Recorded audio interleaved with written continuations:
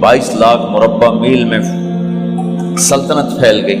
और हजरत उमर का वही दस्तूर अल्लाह के नबी के ज़माने वाला, महीने में एक दिन गोश्त खाना है, छने हुए आटे की रोटी नहीं खानी है और सख्त लिबास पहनना है। तो सहाबा आपस में जमा हुए कि अब हजरत उमर को अपना रवैया बदलना चाहिए, कोई खादिम हो, कोई गुलाम हो, कोई लिबास अच्छा हो, खाना अच्छा हो।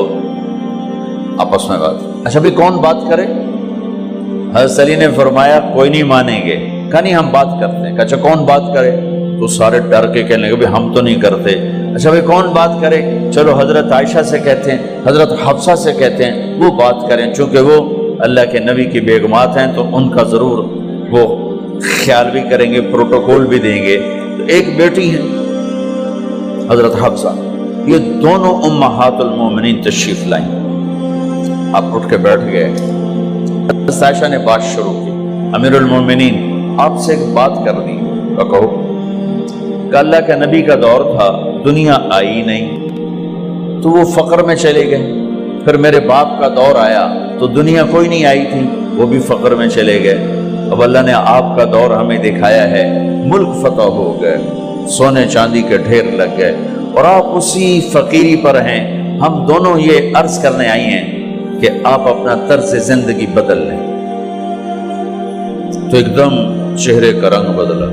फरमाया किसने भेजा है तुम दोनों को मेरे पास? तो हज़रत आयशा ने कहा पहले आप हाँ ना करें फिर हम बताएंगे किसने भेजा है।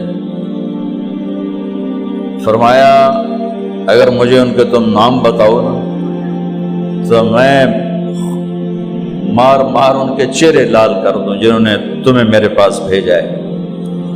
फिर उनके आंसू भर आए। फिर फरमाया मेरी बेटी हफ्जा, मैं आयशा से नहीं तुझसे बात कर, तू बता, तू घर वाली है। जिंदगी में अल्लाह के नबी ने 2 टाइम खाना खाया? कभी 2 टाइम खाना खाया? अल्लाहुम्मा नाम का जी नहीं खाया, नहीं खाया। तुम्हें पता है ना, सुबह खाते थे शाम नहीं खाते कजिया, शाम खाते थे सुबह नहीं खाते थे, ठीक है ना कजी? अच्छा तुम्हें पता है ना मेरे नबी के पास एक ही पहनने का जोड़ा होता था। तुम्हारी अलमारियों में तुम्हारी बेगमात के 200 जोड़े लटके होते हैं, तुम्हारे 50 जोड़े लटके होते हैं। हफ्सा तेरे घर में नबी के 2 जोड़े थे या एक था? एक था। उसी को खुद धोते थे, नौकर नहीं धोता था, बेगम ने खुद धोते थे, सुखाते थे, पहन के बाहर आते थे। कई दफा ऐसा हुआ कि नहीं हुआ कि नमाज का टाइम आया और बिलाल ने आके आवाज लगाई या रसूल अल्लाह नमाज का वक्त हो चुका है। और आप फरमाते थे बिलाल अभी मेरे कपड़े खुश्क नहीं हुए, हुणे सुकने पाए, हुणे सुकने पाए। अली गिल्लेन में आ जाना, नमाज लेट हो जाती थी, कपड़े खुश्क नहीं होते थे। और तुम्हें वो दिन तो याद होगा कि एक दफा जोड़ा भी नहीं था, एक चादर ही थी, उसी को गले में और बदन पे लपेट के नमाज पढ़ाई थी। और तुम्हें वो भी याद होगा कि एक दफा चादर भी नहीं थी तो एक अंसारी औरत से कपड़े उधार मांग के जाके नमाज पढ़ाई थी। तुझे याद है हफ्सा मेरे नबी ने कभी टेक लगा के खाना खाया? तो याद है कभी टेक लगा के खाना खाया? हमेशा ऐसे झुक के खाना खाया कि मैं गुलाम हूं, गुलामों की तरह खाऊंगा। एक दफा तूने छोटे से उस पर टेबल पे रख दिया था और कहा या रसूलल्लाह आप जरा आराम से खा लें, तो आपने खाना उठा के जमीन पे रख के कहा था हफ्सा मैं गुलाम हूं, मैं गुलामों की तरह खाना खाऊंगा। तुझे वो भी याद होगा तेरे घर में मेरे नबी का बिस्तर क्या था बता? क्या जी एक टाट था, टाट जो दिन में फैला देती थी, रात को दोहरा कर देती। का अच्छा वो रात याद है जब तूने उसी टाट की एक की बजाय 2 तह लगाई थी और सुबह अल्लाह के नबी ने पूछा था हफ्सा मेरा बिस्तर तब्दील कर दिया? का नहीं या रसूल अल्लाह वही है,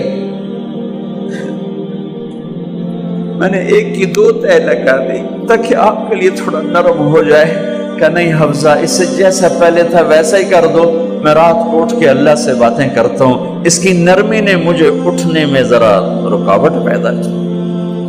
یہ باتیں میں ٹھیک کہہ رہا ہوں؟ کہ جی ہاں ٹھیک۔ کہ تو اب تم مجھے کہنے آئی ہو کہ میں راستہ بدل لوں؟ حفظہ، جنہوں نے تمہیں بھیجا ہے، عائشہ جنہوں نے تمہیں بھیجا ہے، انہیں بتاؤ 3 دوست تھے، 3 مسافر تھے، ایک ان کی ڈگر تھی، اس پر ایک چلا اور چلتے چلتے چلتے اپنی منزل پہ پہنچا اللہ کے محبوب، پھر دوسرا چلا اور اسی ڈگر پہ چلا اور چلتے چلتے اپنی منزل پر پہنچا ابو بکر صدیق۔ اب تیسرا چل رہا ہے، اگر انہی کی راہ پہ چلے گا تو ان تک پہنچے گا، ادھر ادھر ہو گیا بھول بھٹک جائے گا۔ انہیں جا کے بتا دو کہ جس راہ پر میرے دونوں ساتھی چلے میں اسی پہ چلتا رہوں یہاں تک کہ میرا اللہ مجھے میرے ساتھیوں سے ملا دے۔ اللہ نے کیسے ملایا؟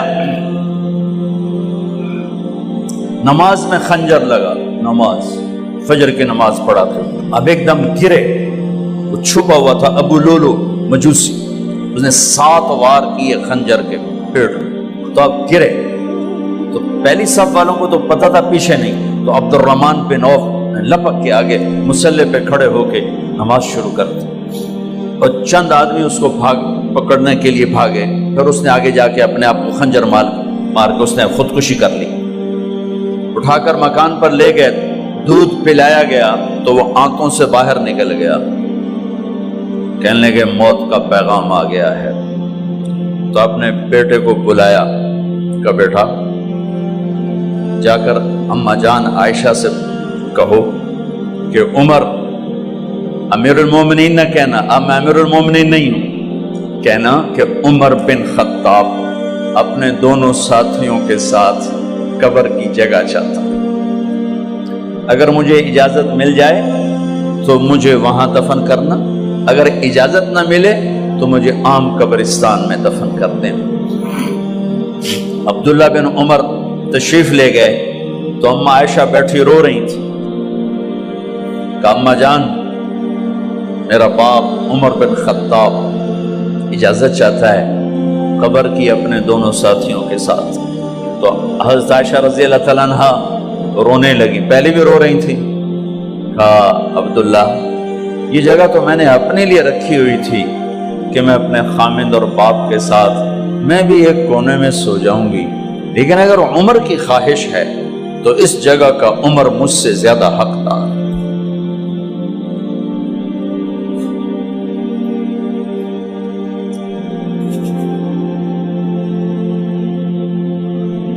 بیٹے نے آ کر کہا ابا جان مبارک ہو، اجازت ہو گئی۔ کہا بیٹا ہو گئی، لیکن جب میری میت اٹھاؤ تو دروازے پر جا کر رکھنا اور ایک دفعہ دوبارہ پوچھنا، ہو سکتا ہے میرے شرم میں اجازت دی ہو اور میرے مرنے کے بعد انکار فرما دیں، تو ایک دفعہ دوبارہ پوچھنا، اس وقت پہ اجازت ملے تو پھر لے جانا ورنہ واپس لے جانا۔